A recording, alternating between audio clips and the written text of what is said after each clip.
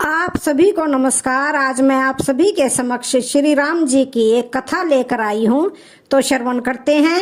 एक दिन संध्या के समय सरयू के तट पर तीनों भाइयों संग टहलते श्री राम से महात्मा भरत ने कहा, एक बात पूछूं भैया, माता कैकेयी ने आपको वनवास दिलाने के लिए मंथरा के साथ मिलकर जो षड्यंत्र किया था, क्या वह राजद्रोह नहीं था?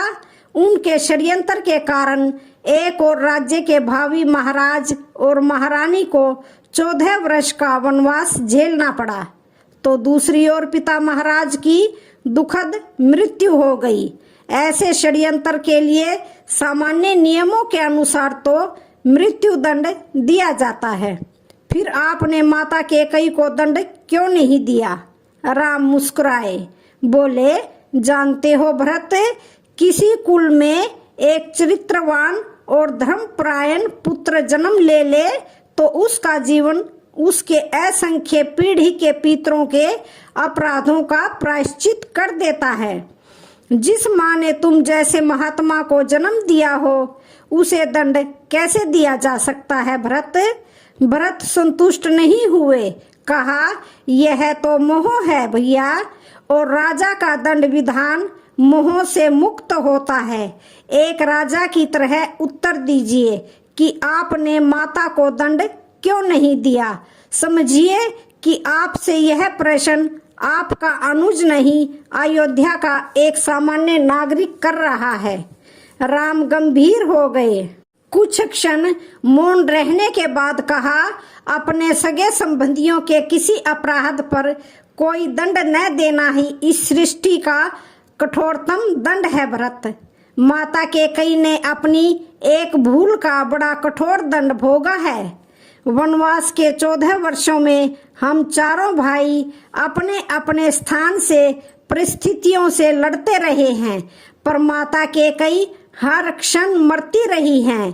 अपनी एक भूल के कारण उन्होंने अपना पति खोया, अपने 4 बेटे खोए, अपना समस्त सुख खोया, फिर भी वे उस अपराध बोध से कभी मुक्त नहीं हो सकी। वनवास समाप्त हो गया तो परिवार के शेष सदस्य प्रसन्न और सुखी हो गए, पर वे कभी प्रसन्न न हो सकी। कोई राजा किसी स्त्री को इससे कठोर दंड क्या दे सकता है? मैं तो सदैव यह सोचकर दुखी हो जाता हूँ कि मेरे कारण अनायास ही मेरी माँ को इतना कठोर दंड भोगना पड़ा। राम के नेत्रों में जल उतर आया था और भरत भाई मौन हो गए थे। राम ने फिर कहा, और उनकी भूल को अपराध समझना ही क्यों भरत? यदि मेरा वनवास न हुआ होता तो संसार भरत और लक्ष्मण जैसे भाइयों के अतुल्य भातृ प्रेम को कैसे देख पाता? मैंने तो केवल अपने माता पिता की आज्ञा का पालन मात्र ही किया था। कोई दंड नहीं देना ही इस सृष्टि का कठोर दंड है। भरत, तुम दोनों ने तो मेरे स्नेह में 14 वर्ष का वनवास भोगा। वनवास न होता तो यह संसार सीखता कैसे कि भाइयों का संबंध कैसा होता है? भरत के प्रश्न मौन हो गए थे। वे अनायास ही बड़े भाई से लिपट गए। राम कोई नारा नहीं है, राम एक आचरण है, एक चरित्र है, एक जीवन जीने की शैली है। बात केवल 250 वर्ष पुरानी है। शामूपुर नामक गांव में एक ब्राह्मण दंपत्ति नारायण कांत और रत्नेश्वरी रहते थे। वे वास्तविक अर्थ में ब्राह्मण थे। सादा, सुखी और संतोषी जीवन नारायण कांत अध्यापन का कार्य करते और रत्नेश्वरी अपने आंगन में लगे कपास के पौधों से रुई काट कर गांव भर के यजमानों के लिए जनेऊ बनाती रहती और मन ही मन बुदबुदाती रहती। मेरो मन राम ही राम रटेरे, राम नाम जप लीजे, मनुआ कोटिक पाप कटेरे। पूर्ण संतोषी जीवन होने पर भी संतान न होने से ब्राह्मणी का हृदय हाहाकार करता रहता। अंत में भगवान वेदनाथ की शरण लेने पर उन्हें विलक्षण गुणों से संपन्न एक कन्या पैदा हुई जिसका नाम लीलावती रखा।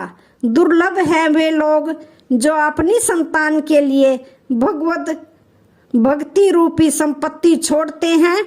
नारायण कांत और रत्नेश्वरी का अपनी पुत्री से प्रेम भगवान की भक्ति से लबालब भरा था। इसी कारण लीलावती की जीवन धारा भी सहज ही भक्ति की ओर मुड़ती गई। नारायण कांत जब पूजा में बैठे होते तो वह बालिका चुपचाप उनके शालिग्राम को निहारा करती। लीलावती को सबसे मीठी और प्यारी लगती माँ के द्वारा ब्रह्म मुहूर्त में गाई गई नाम धुन, राधा कृष्ण जय कुंज बिहारी मुरलीधर गोवर्धन धारी, श्री कृष्ण गोविंद हरे मुरारे, हे नाथ नारायण वासुदेवाय। प्रतिदिन सुनने से लीलावती को भी यह नाम धुन याद हो गई और वह अपनी तोतली बोली में इसे गाती रहती। संध्या समय जब माँ तुलसी महारानी को दीप दिखाने जाती तो वह घुटनों के बल तुलसी चौबारे में पहुंच जाती और माँ का आंचल पकड़कर खड़ी हो जाती और स्वयं चौबारे में दीप रखती। लीलावती जब थोड़ी शानी हो गई तो नित्य भगवान के लिए फूल चुनकर माला बनाती और जब नारायण कांत विष्णु सहस्त्र नाम का पाठ कर रहे होते तो उसे ध्यान से सुनती और दोहराती। श्रीदय, श्रीशय, श्रीनिवास, श्रीनिधि, श्री विभावन, श्रीधर, श्रीकर, श्रेय, श्रीमालकोत्र या श्रेय। सांसारिक विषय भोग रूपी काजल की कोठरी से कोई बिरला ही बेदाग निकलता है। समय पाकर लीलावती का विवाह एक संपन्न परिवार में हो गया। पति राजपुरोहित, घर में लक्ष्मी का विलास, पुत्र पुत्री, दास दासियां, कंचन कामिनी। भोग विलास के प्रलोभनों को जीतना बहुत कठिन है। लीलावती भी इस विषवलरी में अटक गई। देर तक सोना, घर का कोई काम नहीं करना, इंद्रियों का नियमन नहीं, मुख में भगवान का नाम नहीं, ऐसा विलासपूर्ण दलदल का जीवन मानो भोजन में मक्खी निगल रहे हों।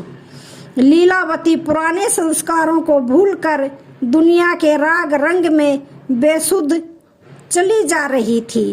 प्रभु जिसे अपनाते हैं उसके सारे बंधनों और संबंधों को छिन्न भिन्न करने के लिए ठोकर देते हैं। जगत के प्रलोभन की मदिरा पीकर जीव जब मदमस्त और बेसुध हो जाता है तो दुखों की प्यार भरी मार से प्रभु उसे होश में लाते हैं। एकाएक लीलावती के गांव में हैजा फैल गया और उसके पुत्र व पुत्री हैजे की चपेट में आ गए। उनके प्राण अब तब थे। उस जमाने में हैजा असाध्य बीमारी थी, कोई दवा काम नहीं कर रही थी और लीलावती अपने बीमार बच्चों की शैया के सिरहाने बैठी आंसू बहाते हुए एक एक क्षण गिन रही थी और अपने जीवन को कोसती हुई मार धाड़ कर रोती जा रही थी।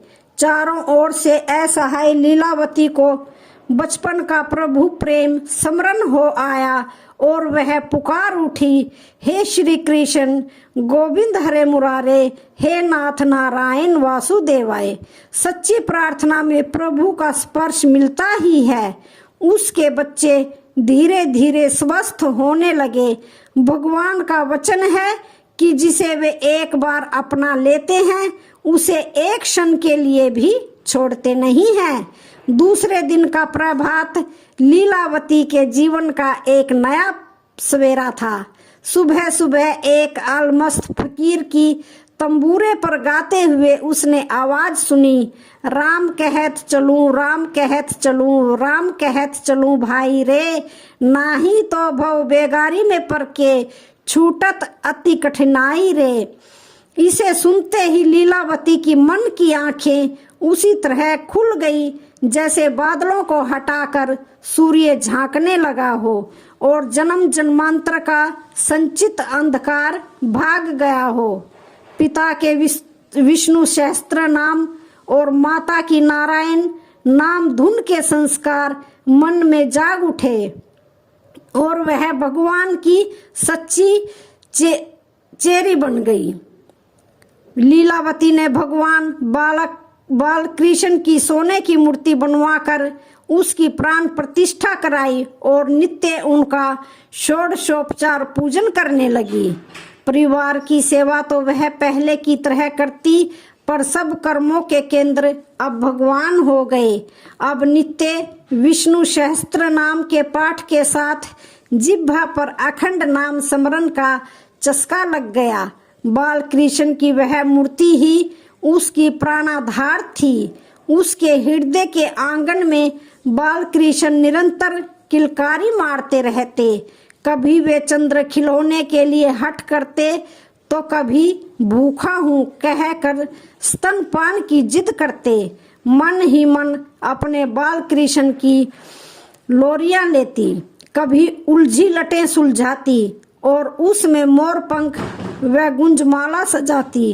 कभी उनके लाल लाल तलवों की रज को हृदय से लगाती।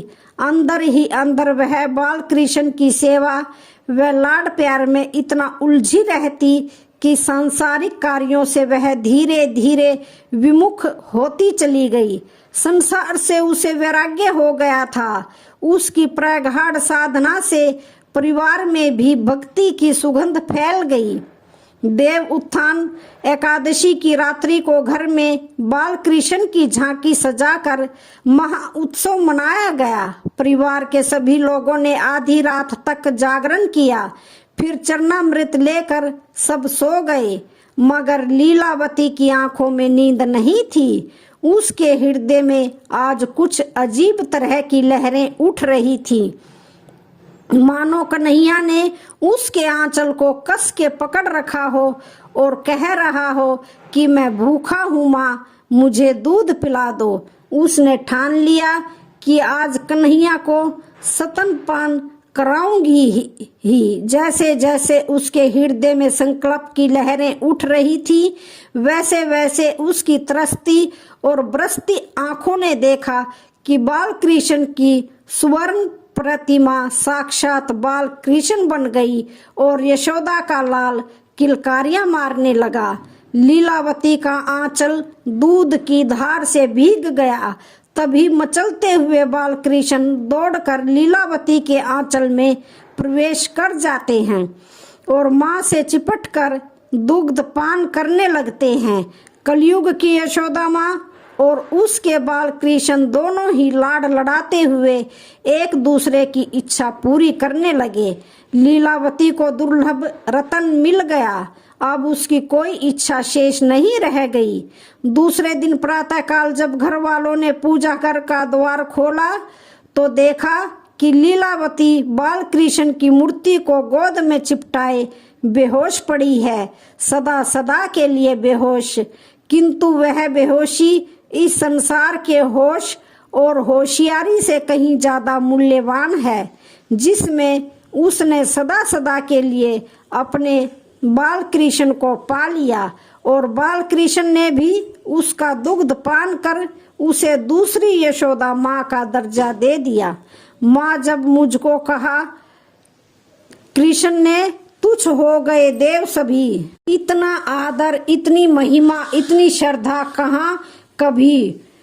उमड़ा स्नेह सिंधु अंतर में डूब गई आसक्ति अपार। देह गेह अपमान क्लेश छी विजय मेरा शाश्वत प्यार। तो आज की वीडियो का यहीं पर समापन होता है। वीडियो अच्छी लगे तो चैनल को लाइक शेयर सब्सक्राइब जरूर करें। धन्यवाद।